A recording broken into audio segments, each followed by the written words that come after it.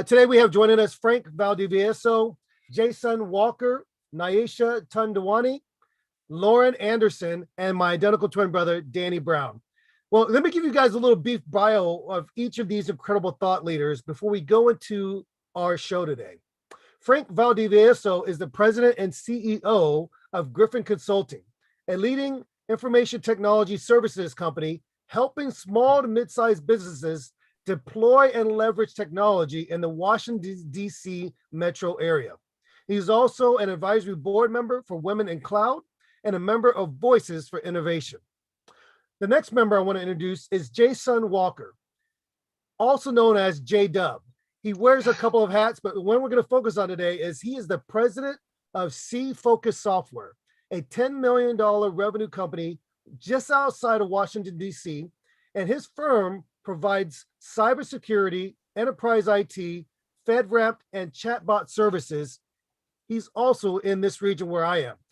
Nyasha Tunduwani is the founder of Real Impact Technology Consulting Firm, a firm outside of Seattle, Washington, providing CIO services. And I love that area. I'm particularly fond of it because that's where we are from.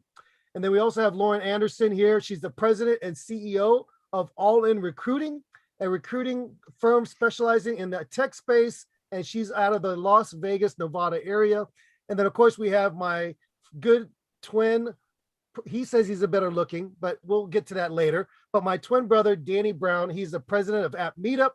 It's an IT consulting firm specializing in MSP training, cloud commerce, cloud consulting services. He's a keynote speaker, and he is the co-host of this program. Welcome to our show. How is everybody doing? You guys are doing great. Welcome aboard.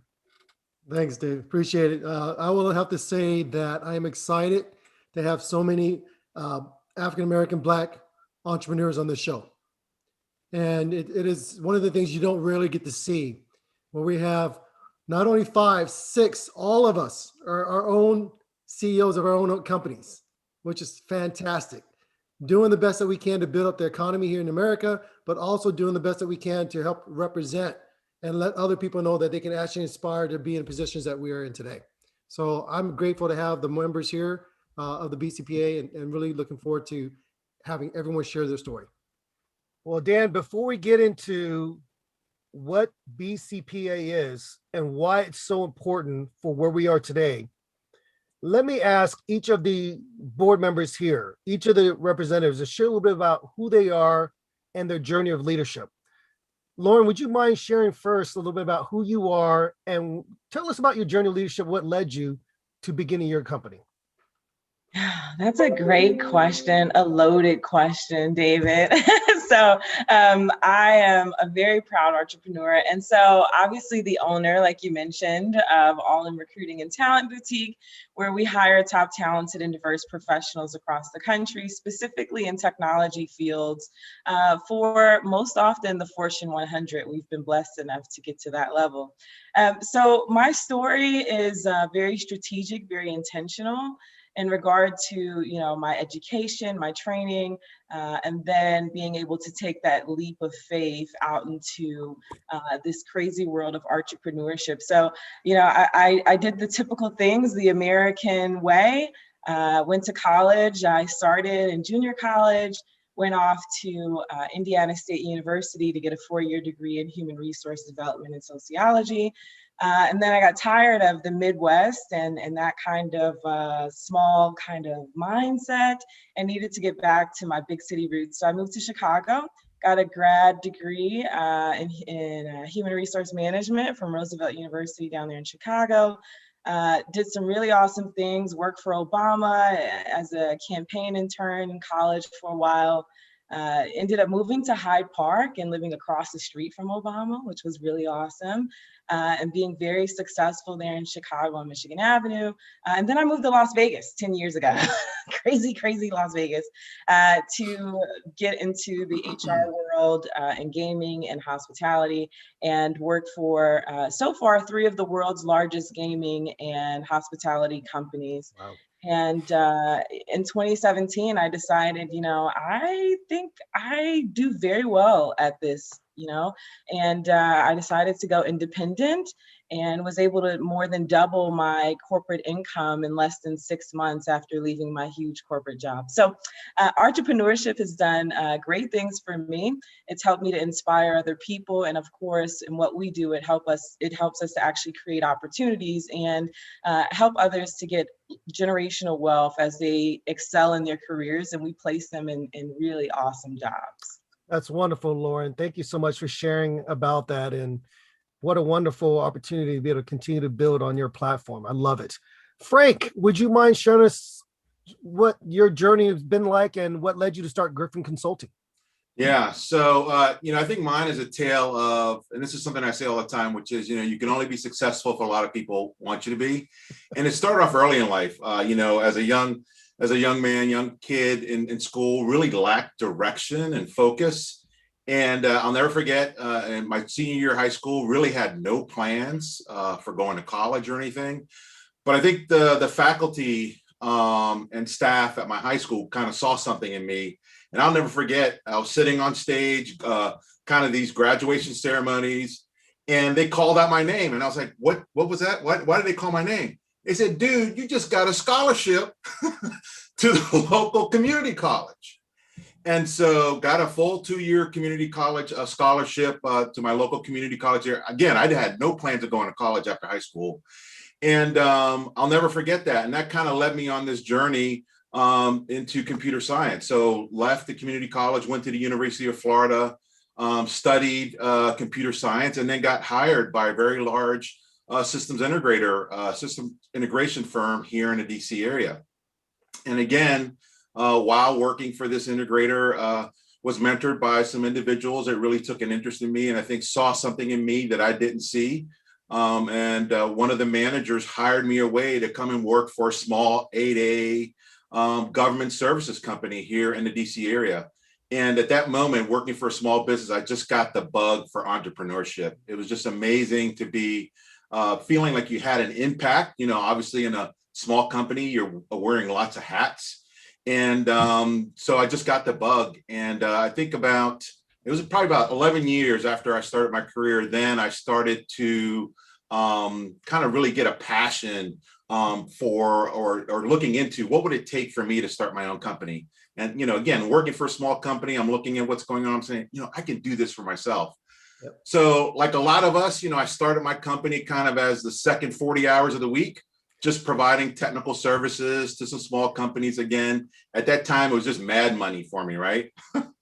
So I was just doing that on the side. And unfortunately, as it is in the federal government arena, what was happening in my primary job is we lost our prime contract. And with that, I lost my job. And so I said, well, this is as good a time as any for me to go ahead and focus 100% on starting my own company. And I got to tell you, it was the best thing that ever happened to me. The only regret I had is that I didn't do it sooner. And, echoing what Lauren said, entrepreneurship, I think, is one of the most amazing things that anyone can pursue if it's something that you have a passion for. Wonderful. Thank you so much for sharing that, Frank. I do appreciate it. Nyasha, would you mind sharing a little bit about your journey and what led you to start your company? Wow.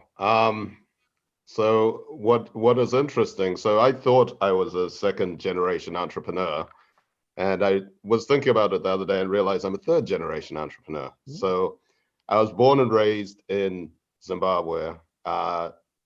2 out of my first 5 years were in a village on the east of the country with my grandmother. That's no running water, heat the water up for bath time, smoke-filled hut where we cooked. My grandfather was a traditional healer, what they now call a naturopath in this day and age. So, I grew up around him having people come to his house for treatment and watching him charge them for the treatment after they left. So that's my background. I grew up in my mother's business. My mother had a hairdressing salon in Harare called Martha's Hairstylists. So when I was between 14 and 17, I'd be sitting in there, listening to the town gossip and hanging out.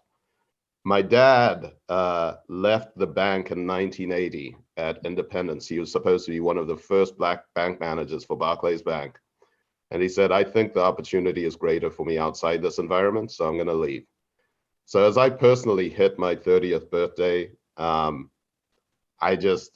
said, I've got no responsibilities right now. If I leave and I fail, the worst thing I end up with is the job that I already had before or something equivalent. And so I'm like, I'm going to go out and do this. What I didn't realize, which I guess is the joy of having, a personality that's like, I don't care what it is, I'm just going to do it and see what happens. Knowing what I know now, I know that me back then was so unprepared for the jump that I took. And so, I had this thing where it's like, I knew that if I matched my salary in the first 3 years, unlike Lauren, I couldn't do that in the first year. In my first 3 years, I was on a relaxed schedule, that I'd be fine. And then my wife got pregnant in 2007. And so my casual increase of revenue that I was anticipating had to spike significantly. But that's my business journey. That's how I ended up in the space that I am. So since 2004, I've had the business, and it's the best decision I ever made. And I love interacting with people like we have here. So that's what brought me here. That's awesome. That's awesome. Appreciate you sharing that. J-Dub, Jason, why don't you tell us a little bit about your journey? All right. Thank you, David. So my journey. So I am the child of a family from Trinidad and Tobago. I was actually the first in my family born in this country. Big up to anybody listening from Trinidad or from the West Indies.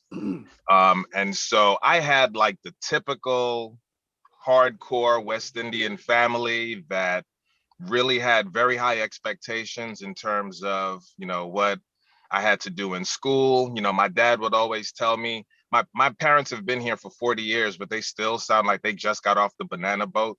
And my dad would tell me, Jason, you better stay in your books. I'm talking about like the first like 20 years of my life. That's what he told me like almost every single day. And that's what I did. I mean, I was very diligent. I was a good student. I got my stuff done. I went to a really good school for undergrad. And then once I graduated from undergrad, I made the decision, it's time for me to get this money. I need to, get a job. I didn't want to do graduate or master's degree or nothing like that. I wanted to go out and start earning some money because I kind of came up, I was born and raised in the Bronx, New York. I came up in an environment where we didn't really have a lot financially. And I just was very determined to rise up out of financial poverty. And so came down to Washington, D.C. right after I graduated from school. I started working for a small company that was doing federal government contracting. And I just kind of got the job from some connections. I was dating a young lady at the time who had an aunt who worked for this company. That aunt got me an interview. They hired me on the spot, and I started working for a federal government contracting company. And I really took to the company, and I really took to the CEO of the company. So the CEO of the company was a brother from Haiti. He was born and raised in New York too. He came down to the DC area. He started this company. He had about 100 employees. And he really kind of took me under his wing and he mentored me. And his name is Eric Adolphi. He still to this day, 25 years later, is still my mentor. I can still pick up the phone and call him and ask him questions about what's going on. Everything that I'm going through right now, he's already been through it 25 years ago. And so watching him and seeing what he was able to do, him starting from nothing and creating this company and doing these, tens of millions of dollars in federal government contracting, that's what put it in my head that I could do it too, watching him. And so at a certain point, he sold his company, he moved on, he kind of cashed out, he did his thing, and it was time for him to move on to bigger and better things. And so once he did that, I made the decision, maybe it's time for me to start my own thing. And started out as a one-person company in 2006. And 15 years later, I'm still doing it. I have about 180 to 100 employees now. and really starting to figure it out now, really starting to figure out, how to grow a company and how to just make things happen. And so, very, very happy to be part of the BCPA. And so my role within the BCPA is for mentoring the partners that are interested in federal government contracting. And so I'm trying to bottle up all of the lessons learned that I have over the past 15 years, put it in a package, and be able to share that so that we can have the next generation of Black-owned federal government contractors come up. I appreciate that, Jason. You're actually leading into my next question, and I love that you already did that. But before we go there, I know that most of our listeners, the people that follow Twins Talking Up podcast, they know who Danny is, but I'm going to give him the floor just for a brief moment to talk about what led him to beginning at Meetup and anything else he might want to share about his journey. Thanks, David. I appreciate that. Yes, we grew up in a unique way. We've always been what we call hustlers, right? Always trying things out, trying to figure it out, trying to make it happen. We're always competing against each other. So one way or another, either you're going to start your own business first, or I'm going to start my own business first, and try to make sure we bring the other one up. And I've had experience, as you know, military, very disciplined, working that out, having my own business in the past, running a big IT company in the past, and then starting as what we call a fractional head of sales and marketing for small, medium businesses, where I ran their sales and marketing practice for many, many years. And then led me to working for Microsoft's largest cloud distributor in Canada, running their global channel program.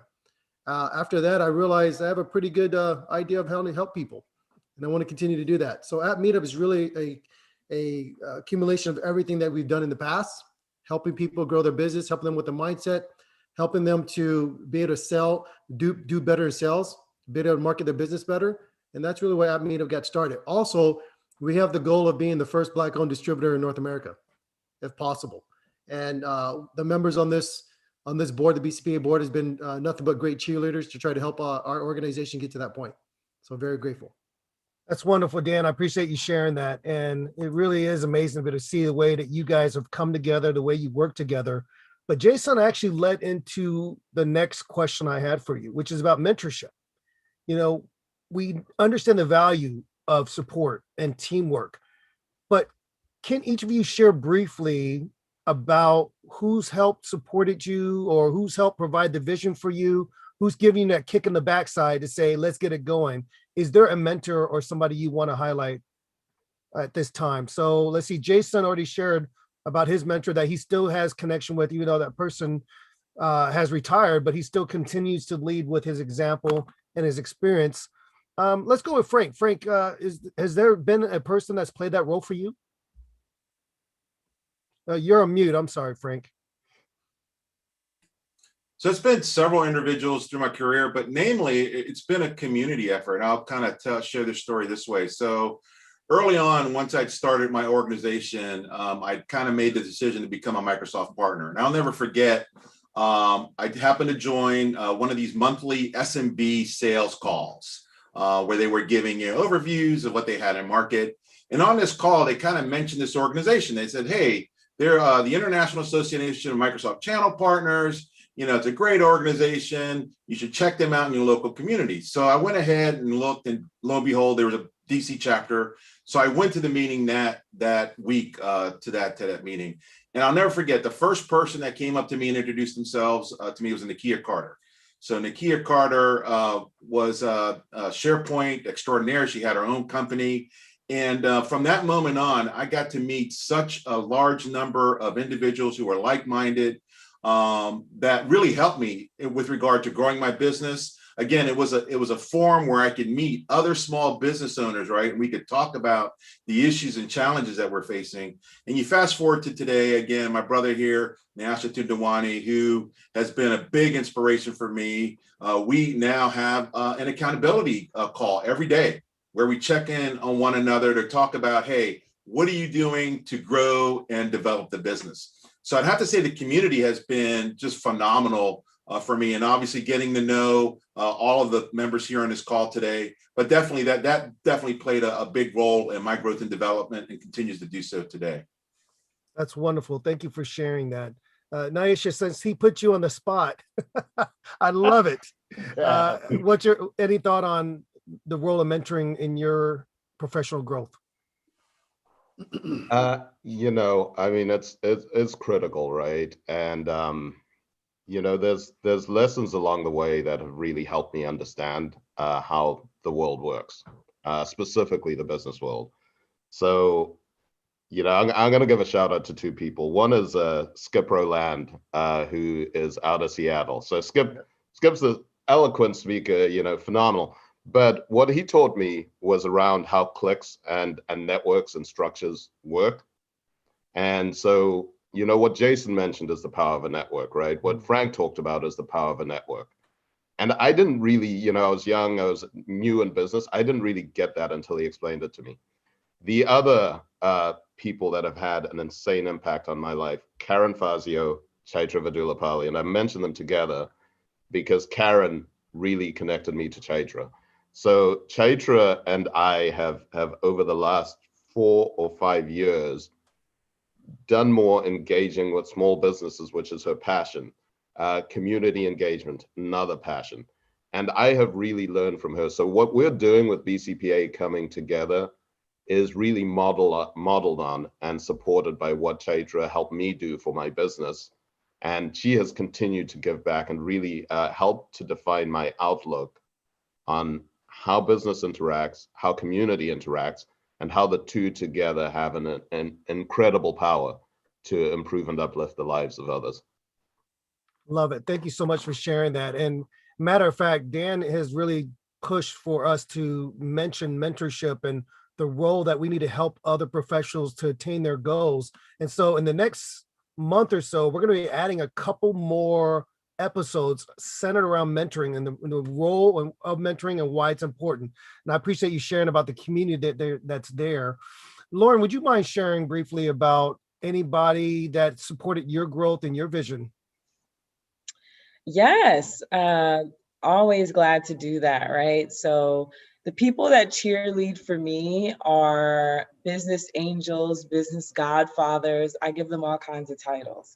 But they're these people that are divinely placed on my path with a very intentional purpose that share the passion, right, to diversify America's workforces, to be able to put brown and Black people in boardrooms where decisions are being made so that the things that we work on are not being weaponized against our communities.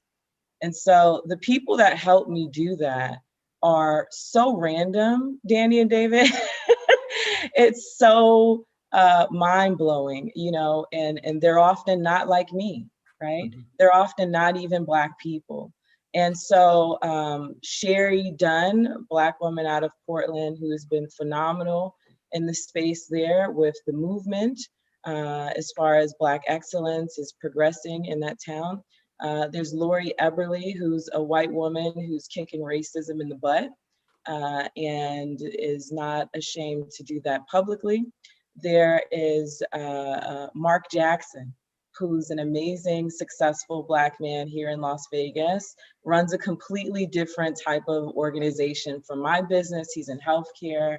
But when it comes to, like Jason mentioned, the certain things that you go through as your company is progressing and rising, and you know you're gaining notoriety, who are the people that have had that experience, right? You can't take advice from people who haven't built anything. And so that's why I'm so glad, you know, that I'm a part of the BCPA, because these guys, they built things and those things are still sustaining and we're all progressing. And so I would clump you guys into that as well. I don't particularly use mentor, you know, loosely, but yeah, those are the people that are in my circle, my tribe, I call it. Love it. Love it. I love it. That's incredible. Danny, would you like to share a couple thoughts about those who've supported your growth? Yes, thank you very much, David. The first one will be our father. When he was in the towards the last couple of months of retiring from the military, he had a very difficult time trying to find work afterwards. Today in our society, it's all about the veterans and helping them when they have a job opportunity when they get out of the military. When he retired from the military, 26 years, there was no movement. It was not a feel-good story to help veterans. And so dad would always go around and try to pick up odd jobs here and there and try to make something happen. And that's when I first learned that if you're not in a position where someone's helping you, you go do it yourself and go make it happen. The second one would be my wife, Jennifer, who started an IT company. She was working at Amazon, pregnant with our first child, and she was working 70 hours a week, 7 days a week, every single day, sometimes 80 hours a day, 80 hours a week. And they just had a culture. It's a like startup culture. They don't say it out loud, but you've heard the stories. You've heard the stories of how people talked about what it means to work at Amazon and the pressure, and how many hours you have to work that's nonverbal. So she just got to the point that, look, if I'm going to work 80 hours a week, I might as well just do my own thing. And she started an IT company from customers saying, hey, I need a backup strategy. I need a backup security strategy. I need a strategy to take care of 2 offices across the US. One thing led to another, and that's how she started her company. And I looked at it, wow, this is pretty interesting. A woman in an IT field, whenever she goes to meetings and we sit down, they're like, I have a technical question, and they ask me the question, which is great. But she said, look, no, I'm the owner of the company. I'm the technical one. You can talk to me. And I always thought that was pretty amazing. So she inspired me. And that's really how I got to the point where, you know what, maybe I could do this too. So I think those are 2 good examples for me in my life. I appreciate that, Dan. And Jen is awesome. And I can't wait to have her on our program. I've reached out to her, and I think it's interesting to be able to see how much of an impact that she's had in the field, being a woman and being so young and taking that vision and building that company. And so what I wanted to do is kind of lead us into our next part of our conversation. You each have kind of mentioned this in the sense of the tribe that's in this conversation right now. You guys came together on a vision to build BCPA. And I want to really get into that a little bit. But before we do, there's a quote by an author, a speaker, and a consultant. His name is Ken Blanchard. He said this. He said, the greatest leaders mobilize others by coalescing people around a shared vision. If you've been listening to this platform, you know that every single person in this room, they're not from the same area.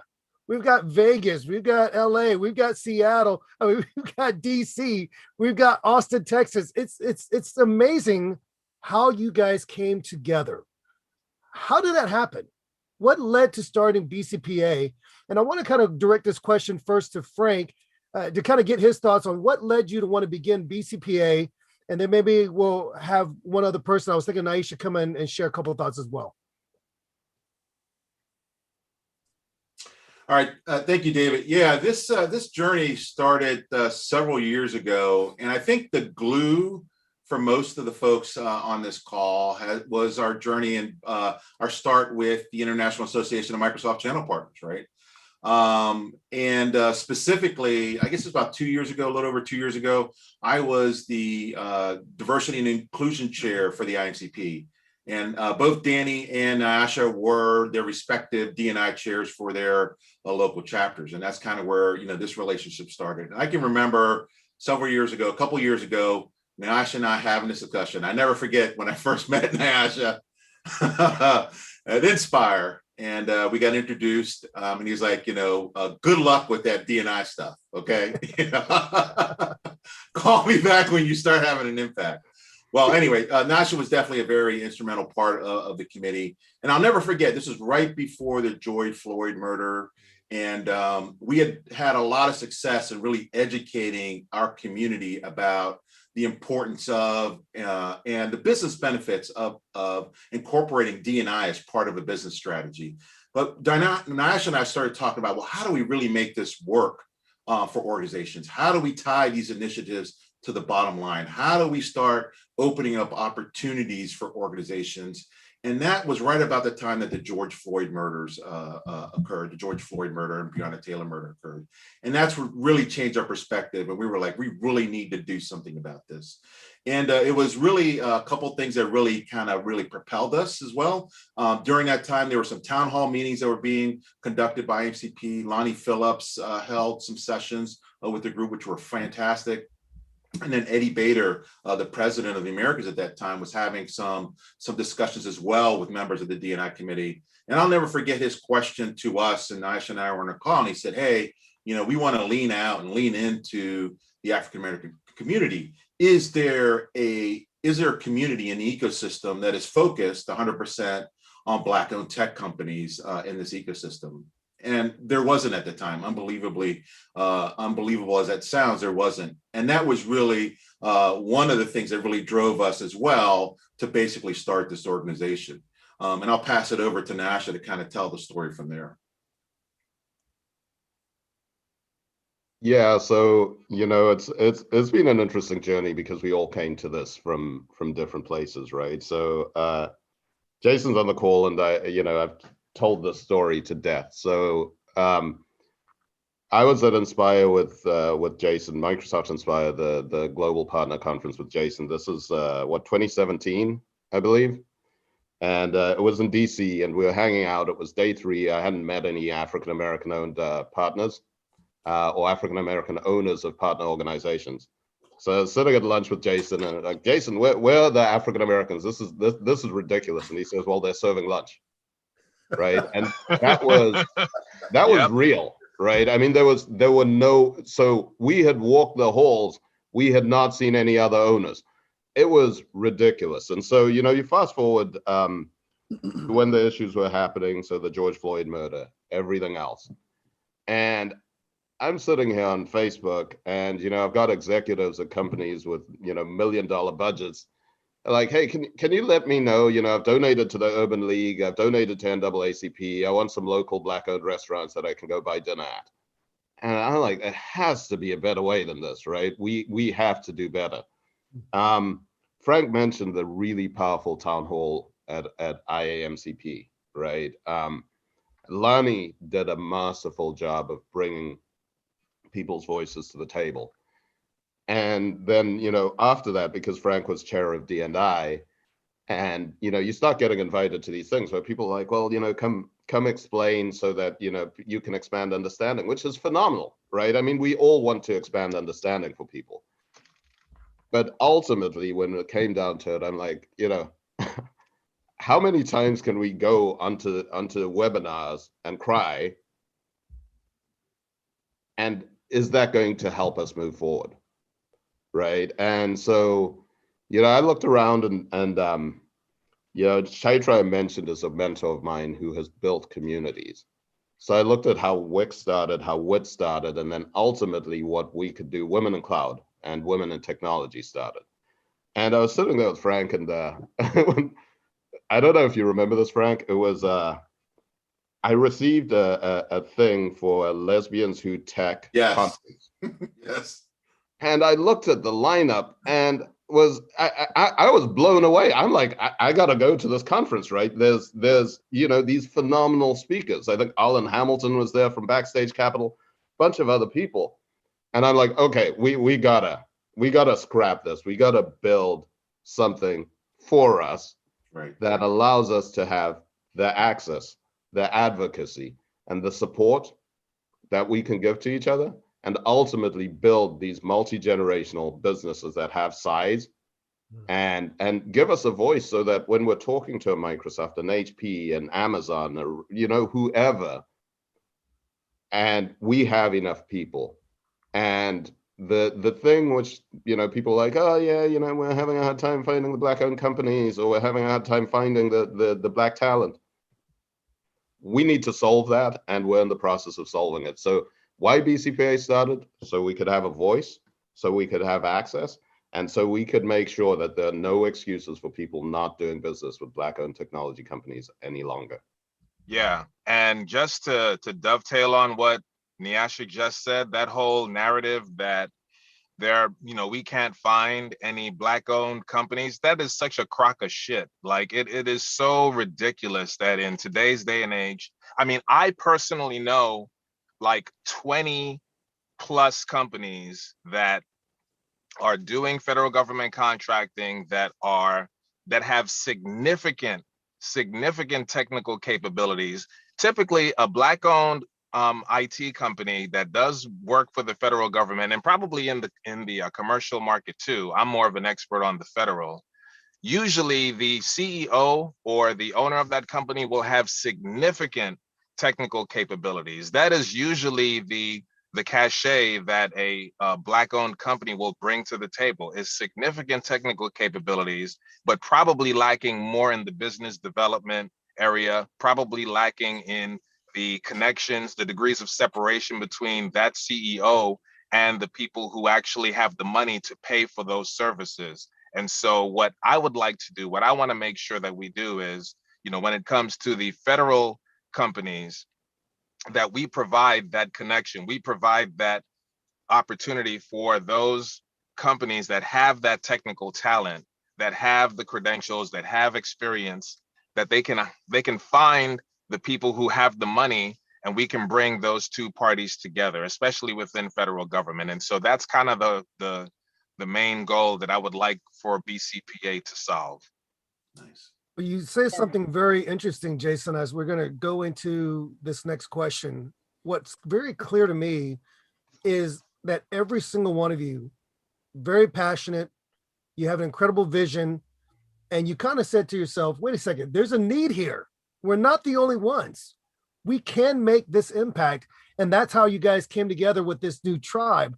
But here's my question then. Okay, you've got a vision. We want to bring awareness. We want to make some things happen. We want to make sure that the world knows that there are incredible, talented leaders and companies that can support your needs that are Black-owned companies. But where do we go from here? So what are the goals for the BCPA team? What are your goals for the next year, 2 years, 3 years?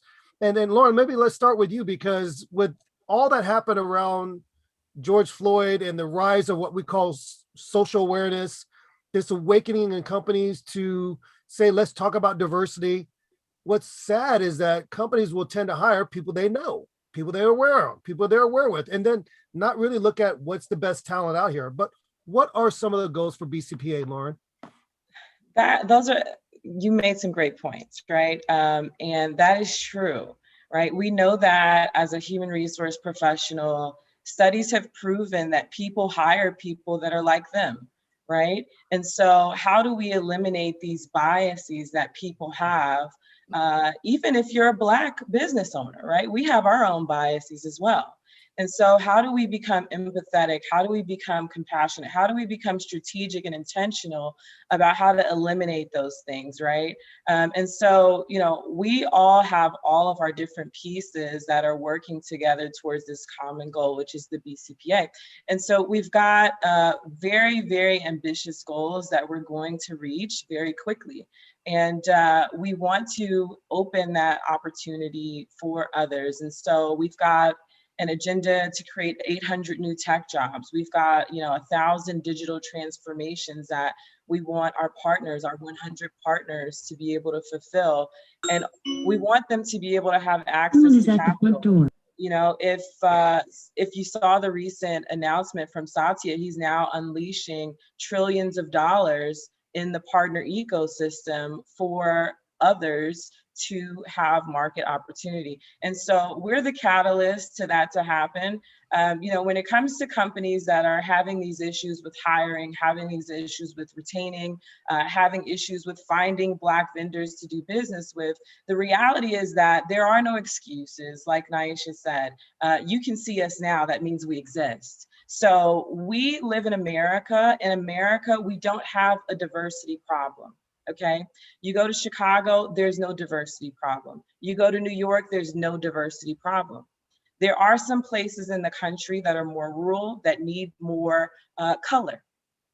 And so we will be working on that and helping entrepreneurs to grow, scale, and to succeed in their businesses so that we have more representation across the country, so that these corporations won't have this issue, and we will have a diverse perspective at all levels in corporations that really rule our nation. I appreciate you sharing that. Dan, are there any other goals that you want to highlight for what BCPA is going to be doing? I think Lauren hit it perfectly. We're definitely trying to create 800 net new tech jobs in the next 3 years, as she said. And a lot of our businesses that go through our program will have to lean on Lauren and her expertise on how to hire and how to make sure they bring in the right candidates. The 1,000 digital transformation projects, I mean, you see Nyasha and Frank, they're both doing it at this moment. They're helping the nonprofit community get up to the digital age. It's great to have the technology, but they need assistance in order to make sure it gets implemented and put into place. And these two guys are doing a phenomenal job. We talk about helping 100 Black-owned tech firms create $100 million additional wealth in 3 years. When you think about that amount of money, specifically in our communities, that's amazing. That's fantastic. And you think about what J-Dub is doing at the government space as well, giving people that look like us opportunities in that space.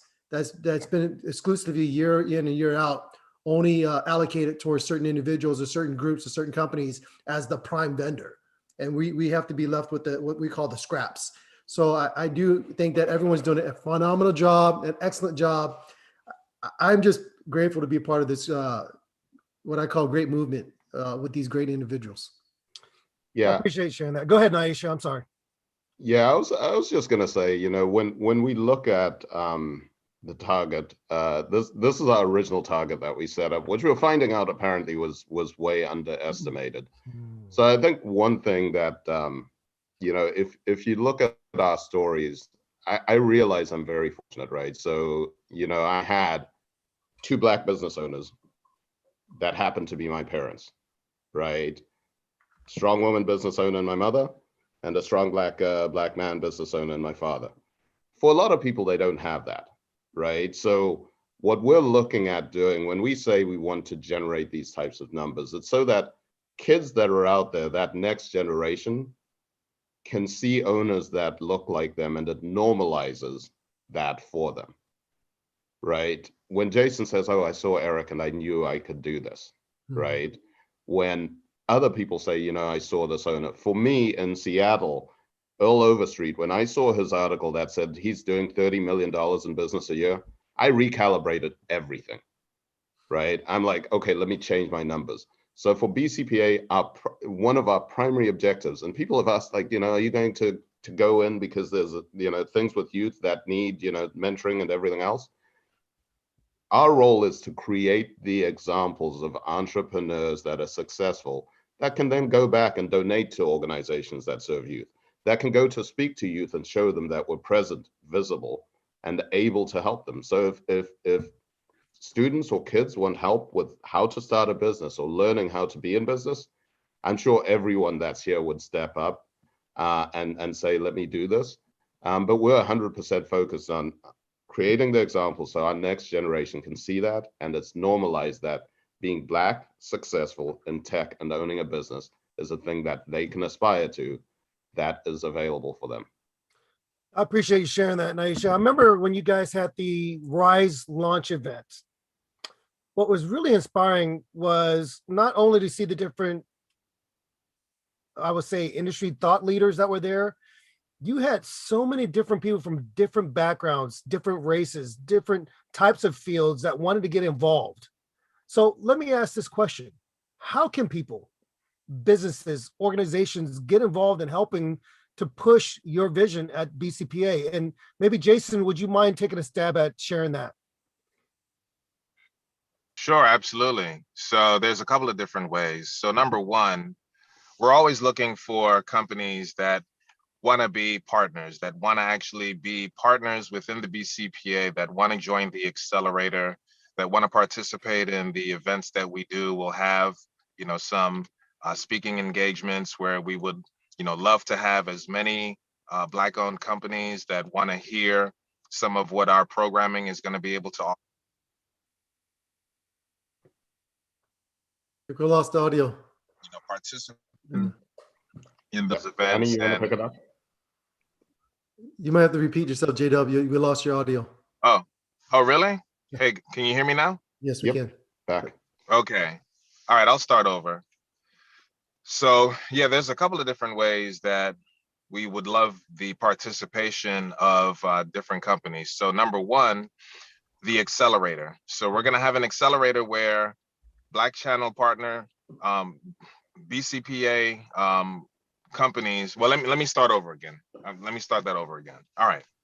So there's a couple of different ways that we're going to want to have companies involved in what we're doing. So number one, the accelerator. So partners that want to participate in the accelerator, we definitely want to have a group of partners that are going to be members of the accelerator that are going to go through the programming and go through all of the information that we're going to share with them to actually achieve some of those goals that we've been speaking of. That's number one. Number two, we're going to have additional, beyond the accelerator, we're going to have additional programs. We're going to have additional speaking engagements where partners can tune in, they can get the information that we're sharing with them, and they can participate that way.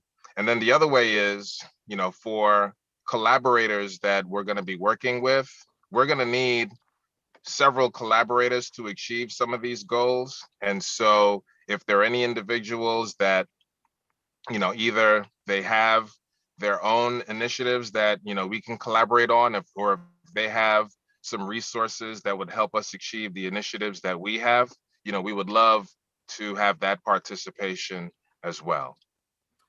I appreciate you sharing that, Jason. I think it's important to note that there are opportunities for firms out there to get the support, to get the mentoring, to be a part of the accelerated program, so that they can also understand that they're not in this by themselves, that they can help to make a presence and an impact in this tech world.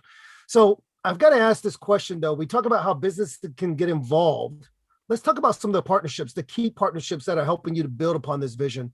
Frank, can you share perhaps who some of those key partnerships are that are helping you to build your vision behind BCPA? Oh, yeah. So we've got just a phenomenal partner in Microsoft. And I've got to tell you, it's been an amazing partnership with several organizations within Microsoft. So specifically, Microsoft Philanthropies, Tech for Social Impact.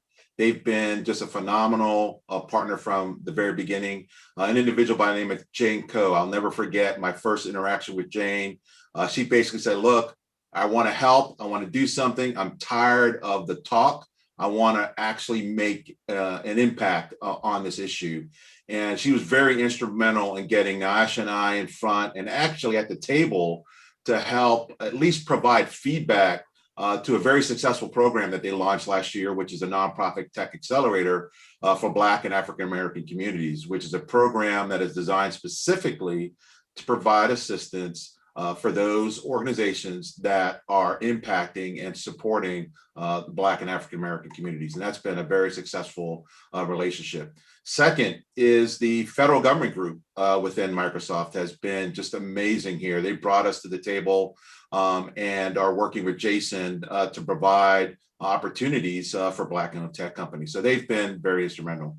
Obviously, DSB leadership, you guys have been great, right? You guys are going to help us with regard to some of the soft skills. Because again, the thing that we want to do at BCPA, it's not just about the opportunities, but it's about building sustainable businesses, right? So it's those other skills that we need to develop within our organization. So it's everything from presentation, financial acumen, right? Marketing and sales techniques. And Danny at that meetup has been phenomenal with regard to the approach they want to take to helping our partners grow and develop as well.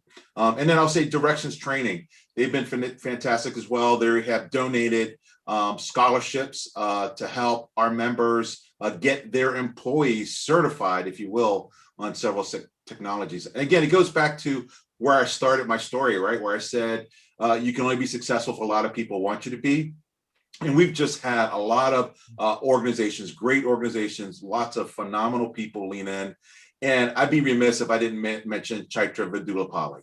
I know she's been a mentor to Nyasha, and she's just an amazing life force and has really provided us an immense amount of guidance and support and helping us navigate through this process to really make the BCPA a reality. I appreciate you sharing that, Frank. Lauren, can you touch upon perhaps some upcoming events or some news as far as ways people can kind of get not just involved in learning about BCPA, but really dive in with what you guys are doing? Dan mentioned something about the BCPA BCPA Power Forum. I know you guys talk about the accelerator, but what are some things that are coming up and what are some ways people can get involved still? Yes, so we've done some really awesome things, right? So far in this really short time of, us coming together as an alliance that we're really proud of. You mentioned the Rise event, and we had Dr. Randall Pinkett, we had a hip hop violinist. We really fuse music, culture, and technology together, which is really a winning strategy when it comes to Black and Brown people. Okay, let me tell you. So we're on the right track. We've been doing some really great things, and Frank spoke to our awesome partnerships and our allies who are helping us to bring this into fruition. And so we've got the BCPA Power Forum coming up. And I know that that's going to highlight Jason, who is quite incredible on our board. And then we've got our accelerator, which is coming out, that is going to be a tremendous value add for businesses that are seeking to grow and to get their market share opportunity with Microsoft specifically. Lots of great speakers in there. All of the content will leave you with action items so that you can take away and actually build from there. So we're not just having an inspirational conference. There will be some application and some actual follow-up and homework necessary when you're working with us. So we want to see people succeed. All of our events and our accelerators and things like that will be in line with that. My company specifically, BCPA, we were able to in a collaboration, reward local emerging geniuses here in Las Vegas. We gave out over $7,000 to young people with tech ideas. One of our young entrepreneurs is now accepting Bitcoin when Coinbase went public. So we've got an amazing young man, Andrew Smith, that has a great technology idea that will disrupt the healthcare industry. So we are doing what needs to be done at all different levels when it comes to kids and when it comes to successful business owners. We are creating a pipeline and a strategy that will be a template for people across this country. That is wonderful. Thank you so much for sharing that, Lauren. And it's fantastic to be able to hear about some of the things that you are doing now to not just raise an awareness, just get people excited, but to say, hey, now let's get involved. Let's make this happen. Hey, Dave, go ahead, Dave. Go further. I want to say that I was actually in DC when Nyasha and Jason got together. I wasn't a Black business owner at the time, but I was running global sales for Microsoft's largest cloud distributors, but I was there. And I was roaming the halls as well, and I didn't see anyone that looked like me either, but I did know you at that time, Nyasha. there you go. So that yeah. Well, Danny, in your defense, there's only two other people that look like you, and it's David and Bruno. So I heard Bruno has a second house out in Vegas. Funny. So just go ahead, Nyasha. Go ahead. Yeah, just real quick. So two other things that are coming up. So we have a pitch competition coming up with Founders Live. So that is happening in May. So keep a lookout for that. We also have a launch of our directory coming up. So that should be exciting because, we talked earlier about the thing we're trying to solve with we can't find the companies. So the directory should be done in May and publicly available likely in June. So I appreciate that. That's awesome. Yeah.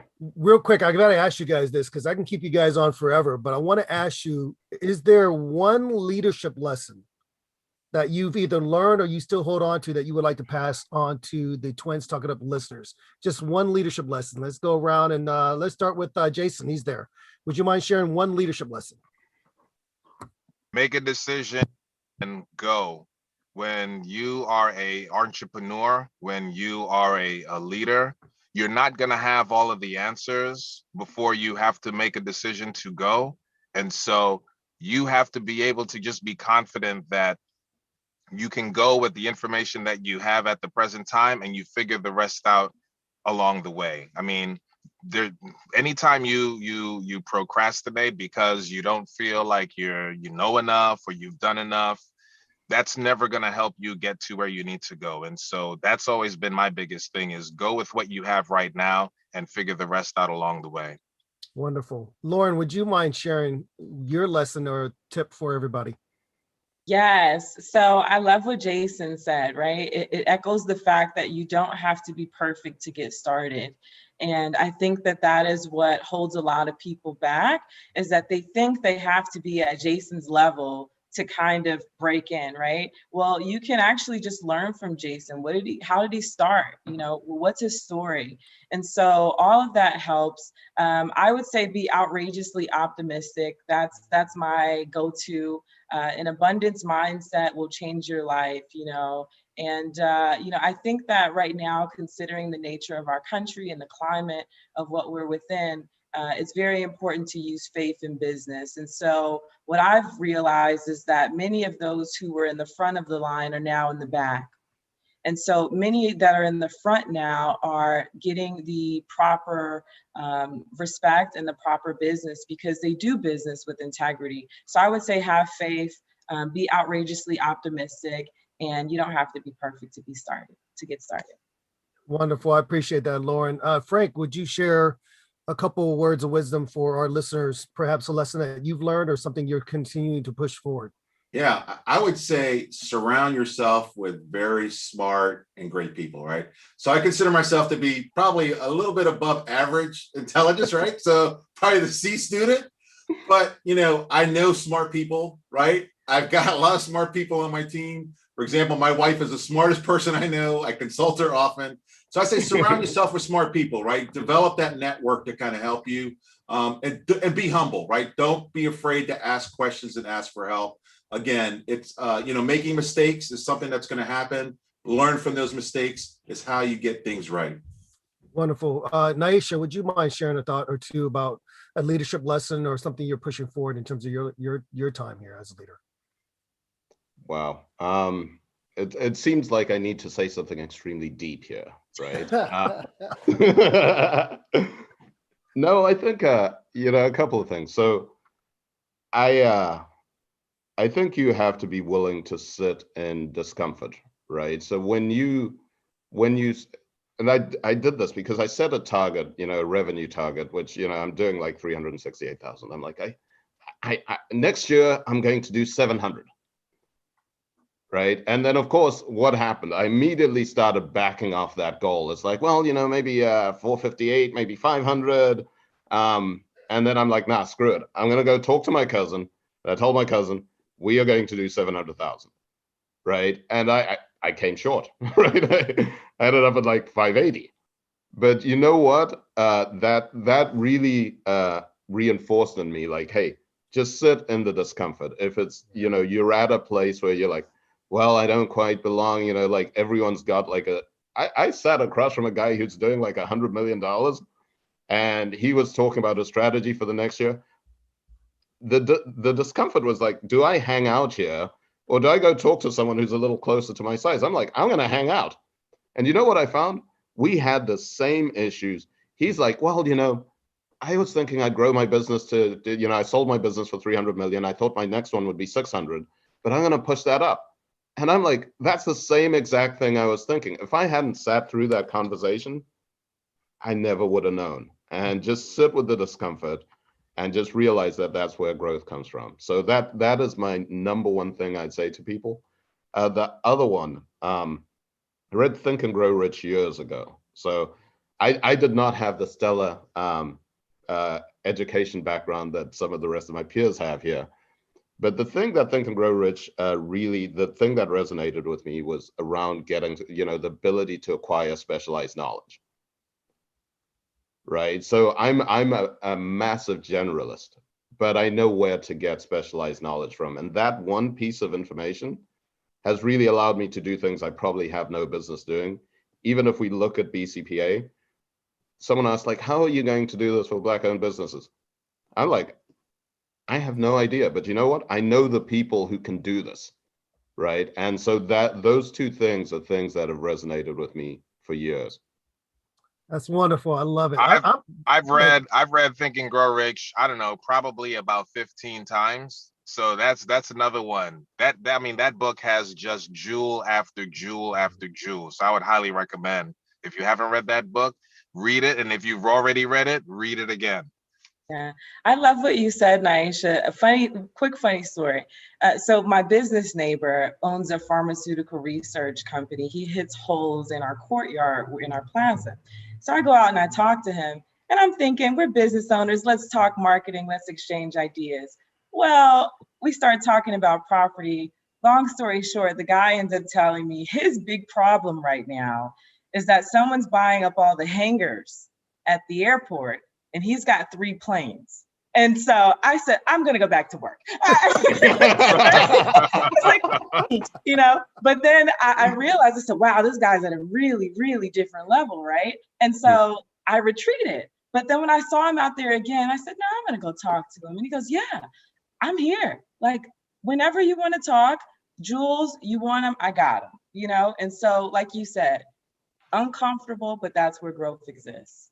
Love it. Love it. And before, Dan, you share your words of wisdom, I want to just say I've been so inspired being with you. And I really look forward to having you each on one at a time so I can do more of a deep dive into your life, into your vision. But how can you not be inspired being around each other, pushing each other, inspiring each other, challenging each other? Because what you guys are doing, what you're trying to build is just not some nice idea.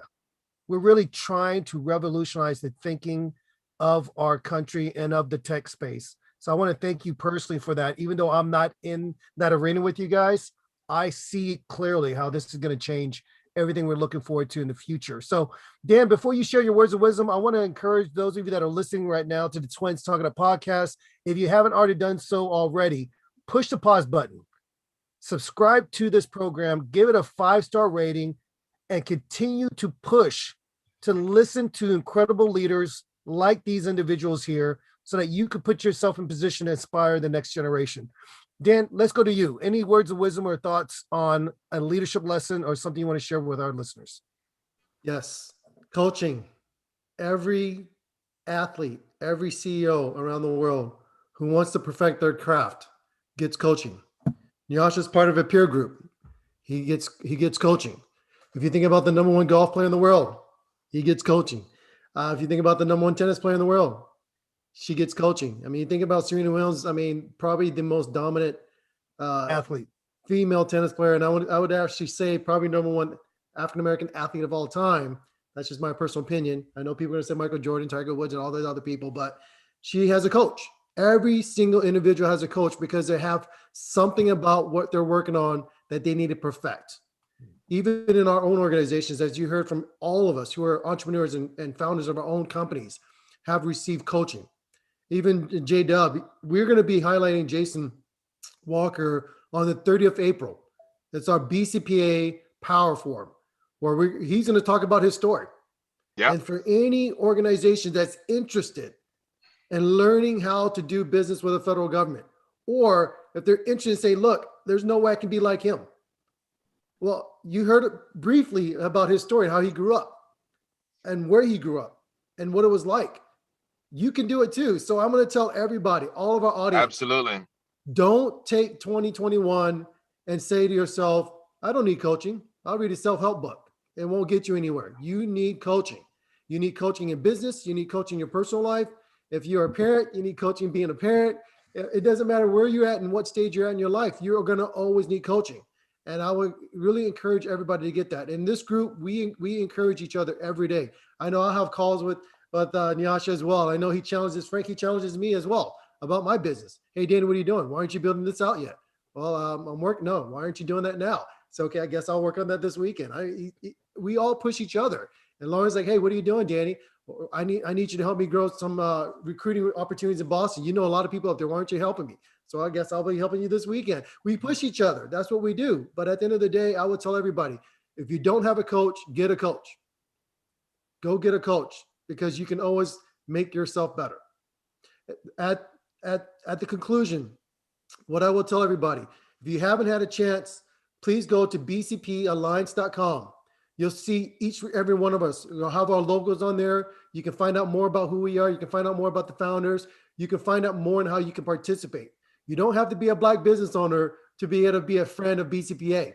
You can be a sponsor. You can be a mentor. If you have a successful business, you can help mentor some of the other small Black-owned firms.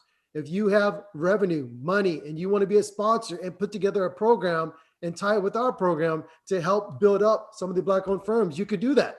We have ways that you can participate. You don't have to look like us. But at the end of the day, you have to want to help us. As Lauren said, she has a friend who is a champion for Black causes and minority causes, and she's putting herself out there. We would like you to do that as well. And make sure you subscribe to DSB Leadership Group and our Twins Talk It Up platform.